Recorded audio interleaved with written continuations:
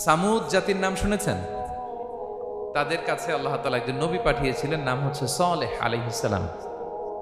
আল্লাহ নবী সালেহ আলাইহিস সালাম, তিনি তাদেরকে দাওয়াত দিলেন যে হে আমার জাতিগোষ্ঠীর লোকেরা, এক আল্লাহর ইবাদত করো। তারা অবাধ্য হলো। তিনি সত্যের পথে আহ্বান করলেন, তারা এই কথা শুনল না। একটার পর একটা আল্লাহর পায়গাম আসে, তারা অবাধ্য হয়, তারা অবাধ্য হয়, তারা আল্লাহ তাআলার আদেশকে মানে না। সবশেষে সামুদ গোত্র, তারা আবার খুব শক্তিশালী ছিল। তারা পাহাড় কেটে আর্কিটেকচার করে ডিজাইন করে কিভাবে আবাসন তৈরি করতে হয়, পাহাড়ি এলাকায় মাউন্টেইন এলাকায় কিভাবে আবাসন তৈরি করতে হয়, এটার ব্যাপারে এক্সপার্ট ছিল।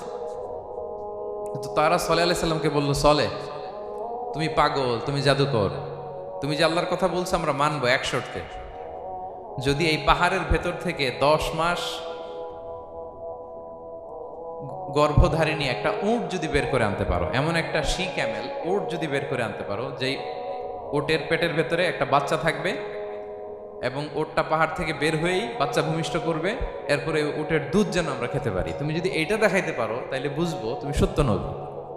হাজার হাজার মানুষের সামনে চাক্ষুষ দিবালোকের মুহূর্তে পাথর ভেঙে একটা উট বেরিয়ে এলো বিশাল আকৃতির, এবং 10 মাস গর্ভধারিণী উট, সাথে সাথে এই উট বেরিয়ে বাচ্চা প্রসব করবে, এবং সাথে সাথে এই ওলান থেকে উটের দুধ বেরোতে লাগলো। হাজার হাজার লোক এটার ওলান থেকে দুধ নিয়ে তারা তৃপ্ত হলো। আচ্ছা, এই মুহূর্তে তাদের কি করা উচিত ছিল বলেন তো? আশহাদু আল্লাহ ইলাহা ইল্লাল্লাহ ওয়া আশহাদু আন্না মুহাম্মাদুর রাসূলুল্লাহ ওয়া আশহাদু আন্না সালিহান নাবিয়্যুল্লাহ, এটা পড়া দরকার ছিল না? দরকার ছিল। কিন্তু তারা একের পর এক গোয়ার তুমি করতে করতে করতে করতে চাক্ষুষ দিনের বেলা এত বড় একটা মুআজিজা দেখার পরেও তারা অস্বীকার করলো। সাল্লাল্লাহু আলাইহি ওয়াসাল্লাম বললেন, তোমরা তোমাদের ওয়াদা পূরণ করো। তারা বলল, তুমি বড্ড বড় জাদুকর, তুমি যেন তেন জাদুকর না, তুমি পাহাড়ের ভেতরে জাদু ঢুকাই ফেলছো। কি মনে হয় তারা লিমিট ক্রস করে ফেলছে না? এবার ক্রস করছে না? তারা সীমা লঙ্ঘন করে ফেলেছে। দে ক্রসড দেয়ার লিমিট। এবার তো আর ছাড় দেয়া যায় না, কারণ আমি আপনাদের বলেছি শুরুতে যে আল্লাহ সব সময় ধরে না, কিন্তু যখন ধরে ছাড়ে না। আযাব চলে আসলো। কি আযাব? আর্থকোয়েক আর রাজফা, পুরো ভূখণ্ড কেঁপে উঠল। কেঁপে ওঠার সাথে সাথে সব মাটিতে পড়ে গেল। 2 নাম্বার আসলো সাউন্ড ওয়েভ, শব্দ নিনাদ, প্রচন্ড শব্দ তরঙ্গ। Because they cross their limit, তারা তাদের লিমিট ক্রস করেছে। আর যারা লিমিট ক্রস করে, যারা সীমা লঙ্ঘন করে, তাদেরকে আল্লাহ তাআলা পছন্দ করেন না। আপনারা লূত আলাইহিস সালামের নাম শুনেছেন? উনি আল্লাহর একজন নবী ছিলেন। তিনিও দাওয়াত দিলেন, ইয়া কওমি ইবুদুল্লাহ মা লাকুম মিন ইলাহিন গায়রু, হে আমার কওমের লোকেরা, আল্লাহর ইবাদত করো, আল্লাহকে মেনে নাও। ওরা অস্বীকৃতি জানালো। সত্যের পথে আহ্বান করলেন, অস্বীকৃতি জানালো। ওরা, ওদের পাশ দিয়ে ক্যারাভেন যেত, কাফেলার লোকেরা ডাকাতি করত, ডাকাতির শাস্তির ব্যাপারে তিনি ভয় দেখালেন। তারা নিবৃত্ত হলো না। এমনকি তারা সমলিঙ্গের প্রতি যৌন আকর্ষণ বোধ করতো, নাউযুবিল্লাহ। হোমোসেক্সুয়ালিটি, এখন একটা গ্রুপ আছে দেখবেন যে রংধনু নিয়ে মিষ্টি মিষ্টি কথা শোনায় বিশ্বব্যাপী। তাদের সাইন হচ্ছে রংধনু, রেইনবো। তারা ছেলেতে ছেলেতে বিয়ে, মেয়েতে মেয়েতে বিয়ে, এটাকে প্রমোট করে, নাউযুবিল্লাহ মিন যালিক। আমাদের এই মুসলিম সমাজে যেন এই আবর্জনা প্রবেশ করতে না পারে, আমাদেরকে সচেতন থাকতে হবে, ঠিক কিনা? এই সাদম কমিউনিটির একটা বদ অভ্যাস ছিল, তারা ছেলেতে ছেলেতে বিয়ে করত, পুরুষে পুরুষে। আল্লাহ নবী লূত আলাইহিস সালাম তাদেরকে বুঝালেন যে পৃথিবীতে কেউ এই পাপ কাজ করেনি। প্রাণীদের মধ্য থেকেও একটা পুরুষ প্রাণী একটা পুরুষ প্রাণীর প্রতি আকৃষ্ট হয় না। তোমরা আশরাফুল মাখলুকাত হয়ে কিভাবে এই কাজ করো? তোমরা থামো। তিনি নানাভাবে হৃদয় নিংড়ানো ভাষা দিয়ে দাওয়াত দিলেন, কিন্তু তারা মানল না। তারা এই পাপ কাজ করতেই লাগলো, করতেই লাগলো, করতেই লাগলো। আল্লাহ তাআলা ফেরেশতা পাঠিয়েছিলেন ওনার কাছে পুরুষের আকৃতিতে। তারা এই আল্লাহর পাঠানো ফেরেশতাদের সাথে এই অপকর্ম করার প্ল্যান করেছিল। তারা মনে করেছিল সাধারণ মানুষ, আসলে এগুলো ছিল কি? আল্লাহর ফেরেশতা। তো আল্লাহর ফেরেশতার সাথে যেহেতু এরকম পাপ কাজের চিন্তা করেছে, তার মানে দে ক্রস দেয়ার লিমিট। আল্লাহ তাআলা শাস্তি দিলেন। কি শাস্তি দিলেন? সিম্পল। জিবরাইল আলাইহিস সালাম এসে পুরো শহরটাকে উঠাইয়া উল্টায় ফেলে দিলেন। আল জাযাউ মিন জিনসিল আমাল, যে যেরকম পাপ করে তার শাস্তি এরকম।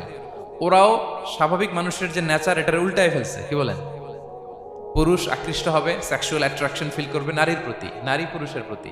এই যে নেচারকে ওরা উল্টাইছে না, আল্লাহকে তোদের শহরটারে উল্টাই দিলাম। জিবরাইল সাল্লাম এসে পুরো সাদুম শহরটাকে আকাশে উঠিয়ে একটা আছাড় মারলেন, আপসাইড ডাউন। উপরের অংশ চলে গেল নিচে, সব মাটির অতল গহ্বরে। আল্লাহ বললেন উপরের অংশ নিচে নিয়ে নিলাম, পুরো শহরটারে উল্টে দিলাম, আর পাথর বৃষ্টি বর্ষণ করলাম, সব শেষ। ওই জায়গাটা আজও আছে, ওইটা জর্ডান এবং ইসরায়েলের সীমান্তে। এটাকে এখন বলে মৃত সাগর, আল বাহরুল মাইয়িত আরবিতে, ইংরেজিতে বলে ডেড সি। কি সি? Dead sea. মৃত সাগর কেন? কারণ ওখানে কোনো প্রাণী জন্মায় না। ওই সাগরে কোনো মাছ নাই, কোনো ব্যাঙ নাই, এমনকি কোনো শ্যাওলাও নাই। গজবের জায়গা। লবণের density at least 10 times more than the natural sea. সাধারণ সাগরের পানিতেই তো কত লবণ, আমরা মুখে নিলে রাখতে পারি এত লবণ, ওইটার চেয়ে কমপক্ষে 10 গুণ বেশি লবণাক্ত। গজবের জায়গা, আযাবের জায়গা। এবং আযাব কেন এসেছে? দে ক্রস দেয়ার লিমিট, তারা সীমা লঙ্ঘন করেছে। আর ইন্নাল্লাহ লা ইউহিব্বুল মু'তাদিন, আল্লাহ তাআলা সীমা লঙ্ঘনকারীকে পছন্দ করেন না। আরেকজন নবীর কথা বলে এই পয়েন্টটা শেষ করি। মুসা আলাইহিস সালাম, ফেরাউনের হেদায়েতের জন্য আল্লাহ তাআলা মুসা আলাইহিস সালামকে পাঠিয়েছিলেন। উনি এমন নবী ছিলেন, উনি লাঠি মাটিতে রেখে দিলে ওটা মুহূর্তে সাপ হয়ে যেত। তো মাটিতে তিনি লাঠি রাখলেন, এটা মুহূর্তে সাপ হয়ে গেল, যে এই যে আমি নবী। মানে না, বললেন আরো কিছু দেখা। তো মুসা আলাইহিস সালাম বগলের এখান থেকে হাত উঁচু করলে নূরের ঝলকানি হাতের মধ্যে দেখা যেত। উনি নূরের ঝলকানি দেখালেন, এরপরও মানে না। অ্যাসাসিনেশন, হত্যার পরিকল্পনা করলো তারা, যে বনি ইসরাইল, মুসা এবং মুসার অনুসারী যারা আছে দুনিয়া থেকে সরাই দিতে হবে। ধরো মুসারে, ধরো মুসার অনুসারীদের ধরো। ধাওয়া পাল্টা ধাওয়া শুরু হলো। আল্লাহ নবী মুসা আলাইহিস সালাম বনি ইসরাইলকে নিয়ে বাঁচার জন্য ছুটলেন। ছুটতে ছুটতে সামনে লোহিত সাগর। দেখেন, একে তো আল্লাহর বিধান মানে নাই, এরপরে একটার পর একটা মুআজিজা আসলো, সেটাও মানে নাই। এখন নবীরে হত্যার জন্য ছুটছে। কি মনে হয় সীমা লঙ্ঘন হয়েছে? একটু একটু হয়েছে না অনেক? আল্লাহু আকবার। আল্লাহ বললেন ফাআগরাকনাল আখারিন, আমি মুসা এবং বনি ইসরাইলকে বাঁচাই দিলাম, ফেরাউন সহ তার দলবলকে সাগরে ডুবায় মারলাম। শুধু ডুবাই মারে নাই, আল্লাহ বলে ফালিয়াউমা নুনাজ্জিকা বিবাদানিকা লিতাকুনা লিমান খালফাকা আয়া। ফেরাউনকে লোহিত সাগরে তো ডুবিয়েছেই। আল্লাহ বলেন ফেরাউন, তোর অনুসারী যারা পৃথিবীতে থাকবে, তোর চালাচামুন্ডা যারা থাকবে, তোর খালাতো ভাই চাচাতো ভাই যারা দুনিয়াতে বেঁচে থাকবে, তাদের জন্য তোর লাশটারে আমি শুটকি বানিয়ে রাখলাম। Up to the day of judgement, কিয়ামত পর্যন্ত ফেরাউনের লাশটা মিশরের জাতীয় জাদুঘরে ড্রাই বডি হিসেবে আছে। আমি নিজে দেখে এসেছি, নিজ চোখে মমিফাইং করে শুটকি বানায় রাখছে। এভাবে পৃথিবীতে যতগুলো জাতিগোষ্ঠীকে আল্লাহ তাআলা আযাব দিয়ে ধ্বংস করেছে, তার কারণ হচ্ছে সীমা লঙ্ঘন। তার কারণ কি? প্রিয় ভাইরা, আমরা যেন আমাদের লাইফস্টাইলের দিকে একটু খেয়াল করি, যে এই সীমা লঙ্ঘনের কাতারে আমরা চলে আসলাম কিনা, আমরা চলে আসলাম কিনা, আমাদেরকে খেয়াল রাখতে হবে। আল্লাহ তাআলা সীমা লঙ্ঘনকারীকে পছন্দ করেন না। ইন্নাল্লাহা লা ইউহিব্বুল মু'তাদিন, তিনি সীমা লঙ্ঘনকারীদেরকে পছন্দ করেন না। এমনকি রাসূলুল্লাহ সাল্লাল্লাহু আলাইহি ওয়াসাল্লামের বায়োগ্রাফি যদি আমরা খেয়াল করি, আমরা দেখব যে তিনি যখন যুদ্ধের জন্য অভিযান পরিচালনা করতেন, দল পাঠাতেন, সেনাবাহিনী পাঠাতেন, তখন তাদেরকে বলতেন খবরদার যুদ্ধের ময়দানে সীমা লঙ্ঘন করো না। যেখানে যুদ্ধে গিয়েছো ওই এলাকার শিশুদেরকে মেরো না, ওই এলাকার নারীদেরকে মেরো না, ওই এলাকার পাদ্রীদের গায়ে হাত তোলো না। সন্ন্যাসীতে যারা ইবাদত করে ওদের তো দোষ নাই, সিভিলিয়ান নাগরিক, তাদের গায়ে হাত তোলো না খবরদার। গবাদি পশুর গায়ে হাত তুলবে না, এগ্রিকালচারাল প্রোডাক্ট জ্বালিয়ে দিও না। সুবহানাল্লাহ বিহামদি, কি রহমতের নবী ছিলেন। সীমা লঙ্ঘন যেন না করে বিষ্ণু ঈসা ইসলাম অভিযান প্রেরণের আগে তিনি স্পষ্ট বলে দিতেন খবরদার কেউ সীমা লঙ্ঘন করবে না। যারা তোমাদের বিরুদ্ধে অস্ত্র তুলেনি তাদের বিরুদ্ধে অস্ত্র তোলা যাবে না, কারণ ইন্নাল্লাহা লা ইউহিব্বুল মু'তাদিন, আল্লাহ তাআলা সীমা লঙ্ঘনকে পছন্দ করেন না। প্রিয় ভাইরা, তাহলে যে 7 শ্রেণীর ব্যক্তিকে আল্লাহ তাআলা পছন্দ করেন না, তার প্রথমটা আমরা জেনে গেলাম। তারা কারা?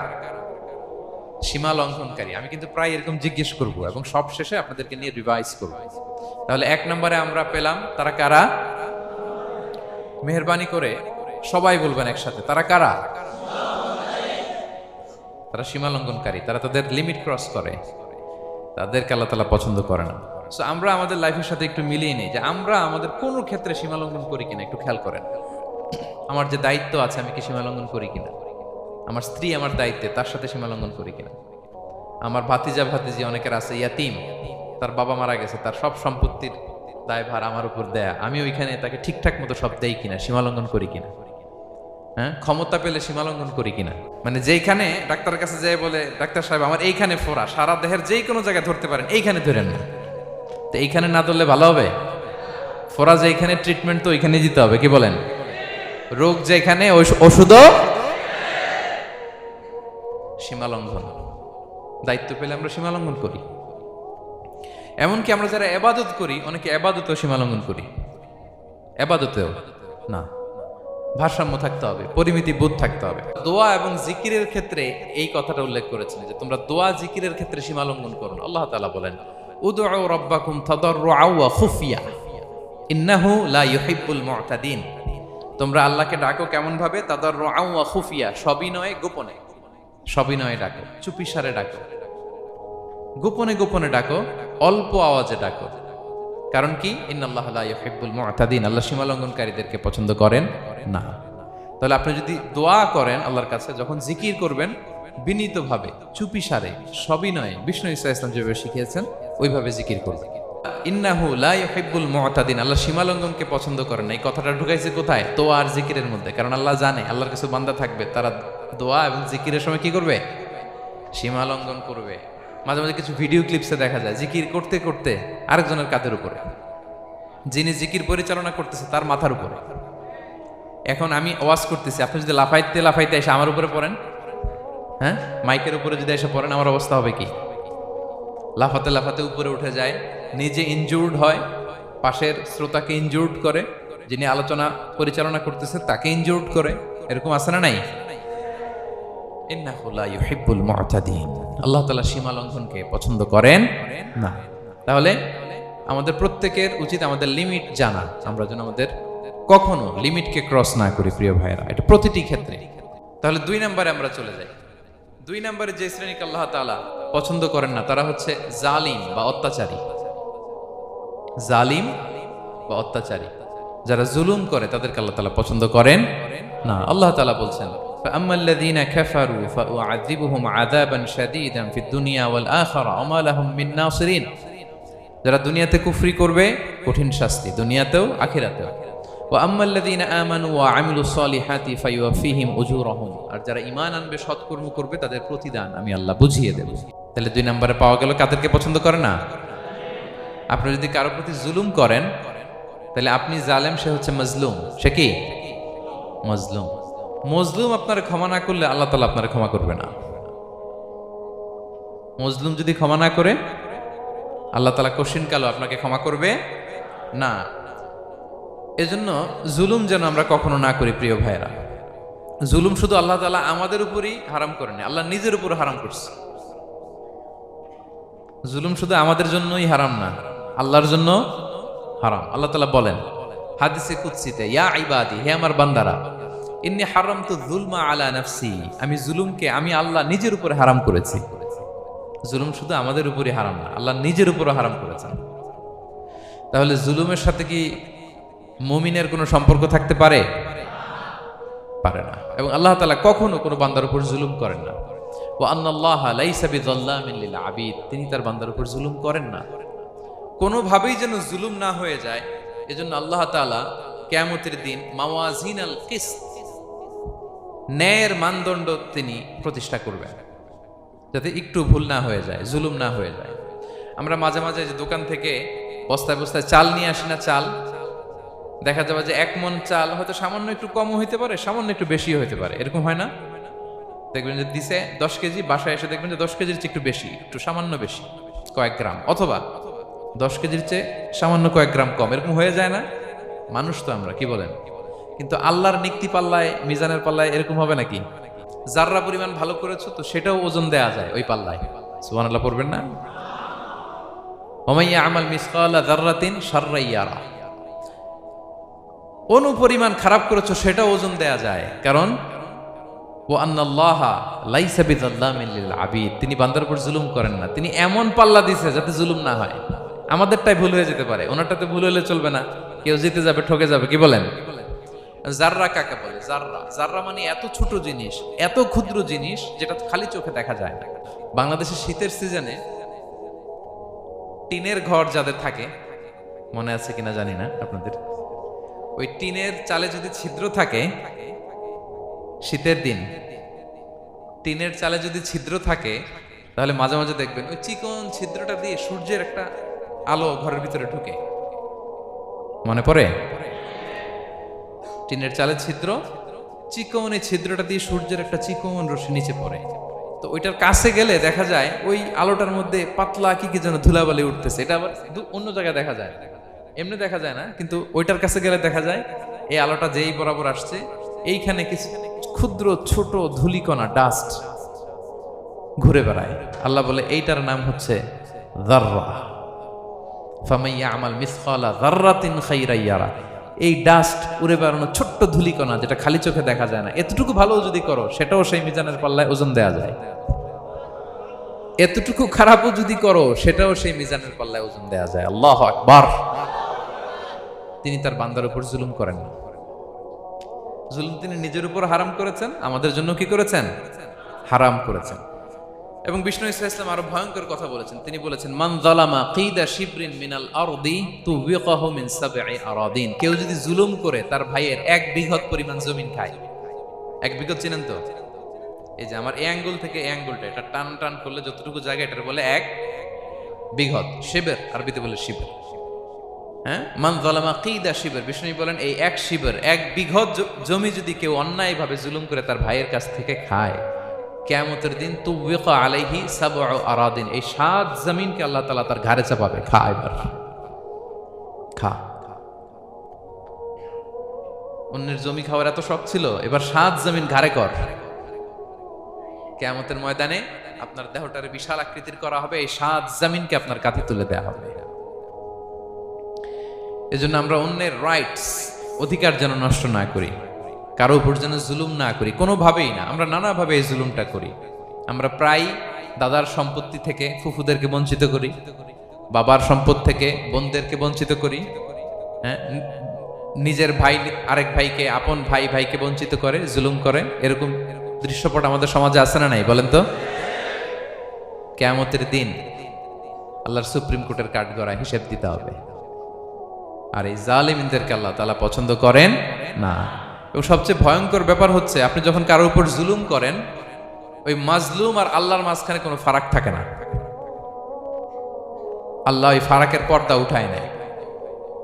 বিষ্ণুই বলেন, ইত্তাকি দাওয়াতাল মাজলুম, তোমরা মজলুমের বদদোয়াকে ভয় করো, খবরদার। কারণ ফাইন্না লাইসা বাইনাহা ওয়া বাইনাল্লাহি হিজাব, তার আর আল্লাহর মাঝে কোনো পর্দা থাকে না। দোয়া করলেই ওটা আরশে যেয়ে কবুল হয়ে যায়। আল্লাহ তাআলার চারিপাশে অনেক পর্দা আছে। কেউ কেউ বলে 70,000 নূরের পর্দা। এই 70,000টা সহিহ হাদিস দ্বারা সাব্যস্ত না, কিন্তু অসংখ্য অগণিত পর্দা, এবং পর্দাও এটা নূরের পর্দা।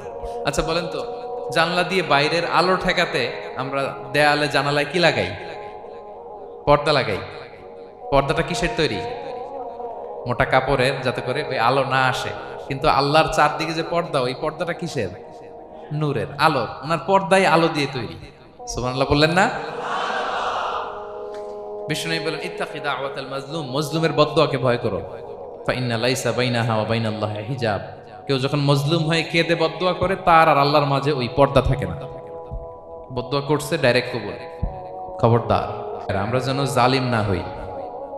In it's any form, operation in it's any form, যেই কোনো ভাবে, যেই কোনো ক্ষেত্রে, যেই কোনো ধরনের হইতে পারে জুলুম। কাউকে আপনি ছোট্ট কোনো কাজে ঠকালেন, বন্টন নীতিতে ঠকালেন, হ্যাঁ, জমি মেরে দিয়ে ঠকালেন, আমানত মেরে দিয়ে ঠকালেন, ইন ইটস এনি ফর্ম যদি জুলুম করে থাকেন, খবরদার।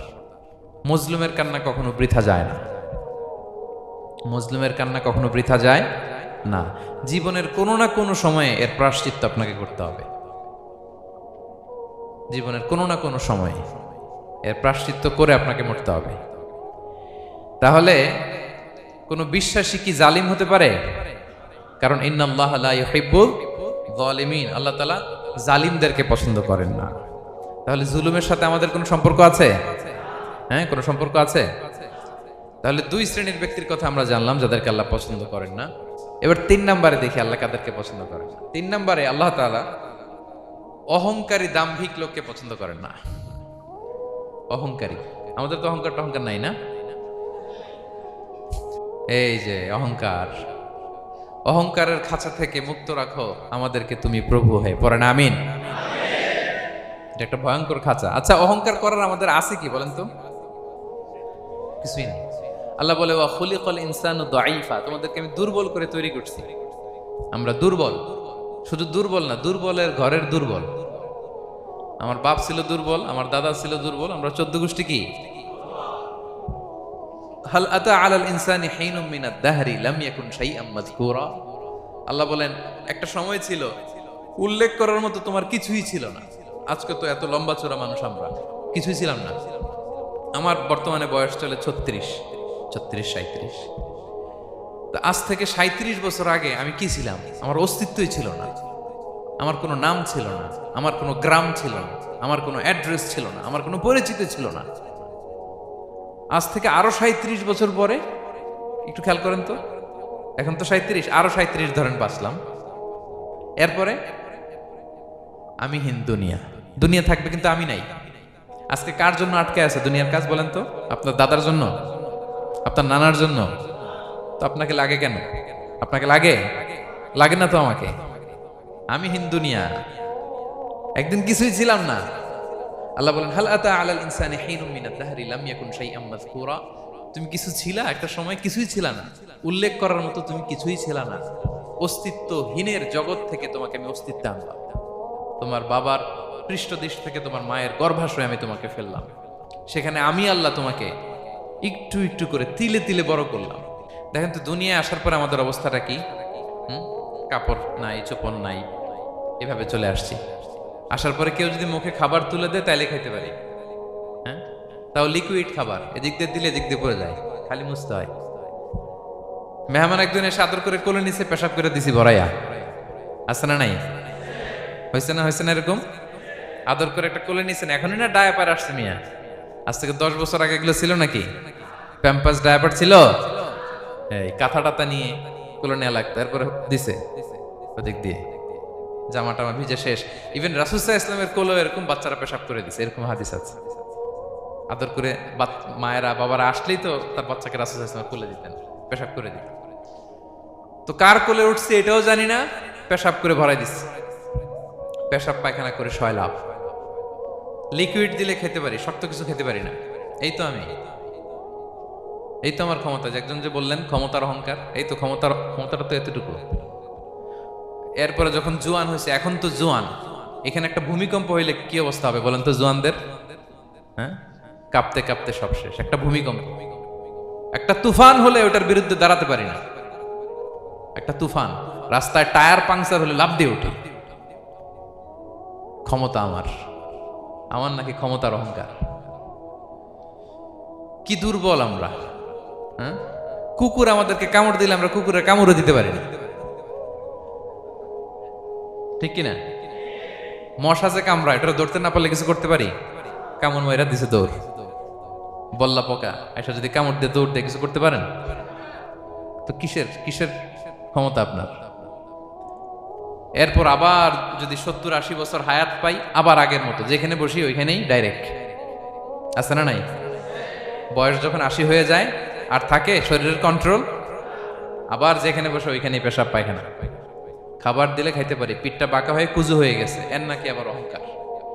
সাজে অহংকার, সাজে অহংকার, সাজে একজনের। আওয়াজ করে বলতে হবে তিনি কে?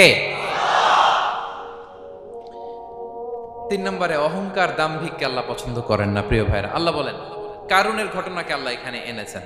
আল্লাহ বলেন ইন্না কারুনা কানা মিন কওমি মূসা। কারুন ছিল মূসা আলাইহিস সালামের কওমের লোক, মূসা আলাইহিস সালামের কাজিন ছিল মূলত। কারুন নামে একজন সম্পদশালী ছিল। মিশরের রাজধানী কায়রো থেকে 100 কিলো দূরে ফাইয়ুম নামে একটা জেলা আছে, ওখানে তার বাড়ি ঘর। আমি দেখে এসেছি, কয়েকবার গিয়েছি। তো ফাবাগা আলাইহিম, সে মানুষের উপর চড়াও হলো। ওয়া আতাইনাহু মিনাল কুনুজি মা ইন্না মাফাতিহাহু লাতানু বিল উসবাতি উলিল কুওয়া।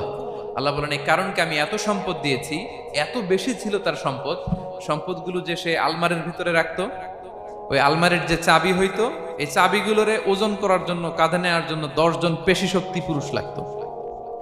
আলমারি রাখার জন্য না, কি রাখার জন্য? আলমারি ভর্তি যে সোনা দানা গহনা, ওইটার যে চাবি, ওই চাবিগুলা বহন করতে একদল পেশি পুরুষ লাগতো, এত সম্পদ। তো তাকে এলাকার লোকেরা বলেছিল খলালাহু কওমুহু লা তাফরাহ, এই কারণ তুমি গর্ব করো না। কারণ তাকে বলছিল মুসা আলাইহিস সালাম যাকাত দাও, সে বলতেছে আমি যাকাত দিব কেন, এই সম্পদ তো আমার। ইন্নামা উতিতুহু আলা ইলমিন ইনদি, আমি আমার বুদ্ধি খাটায় এই সম্পদ কামাইছি, আমার সম্পদ আমি খাবো, আমি যাকাত দিব কেন? আল্লাহ বলেন ইন্নাল্লাহা লা ইউহিব্বুল ফারিহিন, কারণ তুমি অহংকার করলে আমি আল্লাহ অহংকারকে বরদাস্ত করি না, অহংকারীদেরকে আমি আল্লাহ পছন্দ করি না। আমি অহংকারকে পছন্দ করি না, অহংকারকে আল্লাহ তাআলা পছন্দ করেন না। কি হয়েছিল কারণের নসিবে? আল্লাহ বলেন ফাখাসাফনা বিহি ওয়া বিদারিহিল আরদ ফামা কানা লাহু মিন ফিআতি ইয়ানসুরুনাহু মিন দুনিল্লাহ ওয়া মা কানা মিনাল মুনতাসিরিন। আল্লাহ বলেন সে যখন অহংকার দেখালো, আমি কারুনকে আর কারুনের সব সম্পদ মাটির ভেতরে দাবিয়ে দিলাম, মুহূর্তেই দাবিয়ে দিলাম। সহিহ বুখারীতে এসেছে ইয়াতাজালজালু ফিল আরদ, প্রতিদিন 1 বিঘত করে কারুন জমিনের ভিতরে যেতেই থাকবে, যেতেই থাকবে, যেতেই থাকবে কিয়ামতের আগ পর্যন্ত। আল্লাহু আকবার।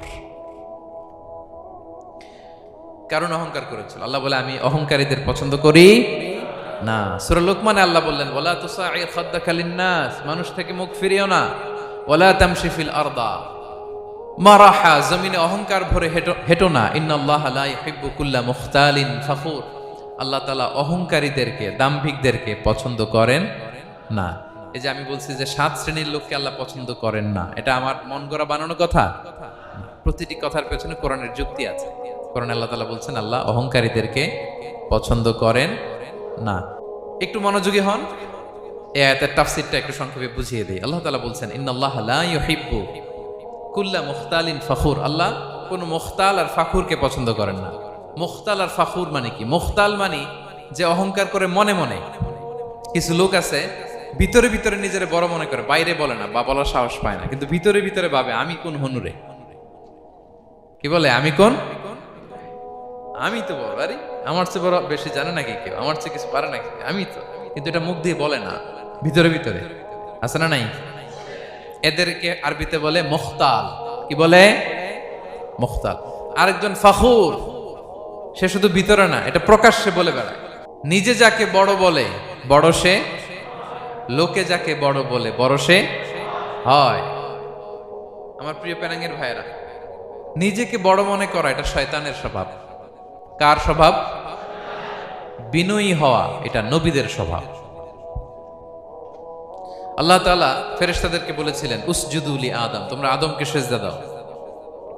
ফাসাজাদাল মালাইকা কুল্লুহুম, সবাই সিজদা দিল ইল্লা ইবলিস, কে ছাড়া? ইবলিস ছাড়া। সে নিজেকে বড় মনে করেছিল, শয়তান। কিভাবে? সে লজিক খাটাইলো আল্লাহর সাথে। সে লজিক দিয়ে আল্লাহর বলে আল্লাহ ক্বালা আনা খায়রুম মিনহু, আল্লাহ আমি কেন সিজদা দেব, আমি তো আদমের চেয়ে শ্রেষ্ঠ, আমি বড়।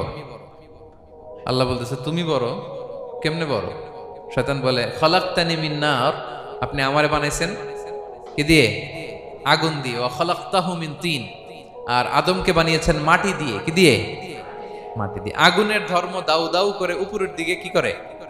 ওঠে, আর মাটি ঢিলা রেখে দিলে নিচে পড়ে যায়। তো সে যুক্তি দিয়ে বলতেছে আল্লাহ ঊর্ধ্বগামী কোন জিনিস তো নিম্নগামী কোন জিনিসের কাছে মাথা নোয়াতে পারে? যুক্তি, মনে রাখবেন যুক্তি সব জায়গায় খাটে। তো আল্লাহ তাআলা আদেশ করেছিলেন সেজদা করার, সে সেজদা করলেই ভালো করতো, কিন্তু সে যুক্তি দিল আল্লাহ আমি শ্রেষ্ঠ, তাকে বানাইছেন মাটি দিয়ে, আমারে বানাইছেন আগুন দিয়ে, আমি কেন মাথা নত, আমি বড়। আমি বড় বলার সাথে সাথে দৃশ্যপট পাল্টায় গেল। আল্লাহ বলে বের হ, ফাখরুজ, বের হ, তুমি অভিশপ্ত, তুমি লানত প্রাপ্ত, তোমার স্থান হবে জাহান্নাম। তুমি নিজেকে বড় মনে করেছো, তাইলে বড় মনে করা এটা শয়তানের স্বভাব। কার স্বভাব? তা আমরা নিজেকে বড় মনে করব কখনো? আরো জোরে বলেন, করব? বিষ্ণু ইসা ইসলাম নিজে নিজে ছোট থাকতে চাইতেন, তিনি দোয়ায় বলতেন আল্লাহুম্মা জাআলনি ফি আইনি সাগীরা ওয়া ফি আ'য়ুনিন নাসি কাবীরা। আল্লাহ আমার চোখে আপনি আমারে ছোট বানান, আল্লাহ মানুষের চোখে আপনি আমারে বড় বানান।